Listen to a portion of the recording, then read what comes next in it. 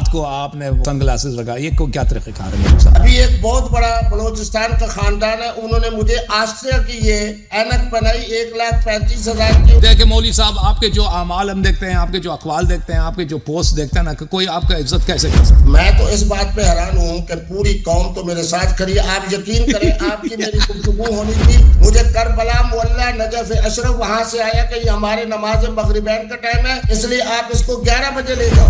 مجھے آپ کی باتوں پہ بڑا شک ہے۔ اگر میں سیدنا علی پاک کے رب کی قسم اٹھاؤں پھر بھائی آپ کی کسی بات پہ اللہ جانتا میں کوئی اعتبار ہی نہیں ہے۔ کل سے انہوں نے مجھے ذلیل کیا ہوا ہے، میں سو نہیں سکا، اور اینڈ ٹائم پہ انہوں نے نیٹ بند کیے، جان بوجھ کے کنیکشن اپنے خراب کیے، اپنے بارے میں سب انہوں نے جھوٹ بتایا۔ مفتی صاحب، میں آپ سے ایک شرعی مسئلہ پوچھوں، یمین میں آپ کے ہاں یہ عقیدہ ہے کہ قسم جب آپ کہتے ہیں اگر دل میں اس کے خلاف نیت کریں تو یہ جائز ہے آپ کے ہاں؟ ہم نے جزیات میں بات نہیں کرنی ہے۔ رسول صلی اللہ علیہ وسلم کا فرمان ہے، فرمائے 2 قسم کے آدمیوں نے میری کمر توڑ دی ہے۔ ایک وہ عالم ہے جس نے حیا کے سب پردے چاک کر دیے۔ کہ آپ موضوع کی طرف آئیں کہ آپ شیعان علی ہیں یا ہم ہیں۔ اگر شیعہ کی تعریف یہ کریں کہ بھئی کہ آپ جو ہے نا ہر قسم کے بے حیائی کا ارتکاب کریں، لڑکیوں کے ساتھ، چھوکریوں کے ساتھ، ان کے ساتھ غلط قسم کے پوسٹ لگاؤ، تو مبارک ہو آپ نے اپنی آنکھوں سے دیکھا ہے، قسم اٹھاتے ہیں۔ میں قسم دیتا ہوں رب کعبہ کی قسم اٹھا کے کہ آپ کی پوسٹیں میں نے اپنی ان آنکھوں سے، اپنی گناہگار آنکھوں سے ایک نہیں کئی۔ بات یہ ہے کہ ہم اہل سنت کا عقیدہ ہے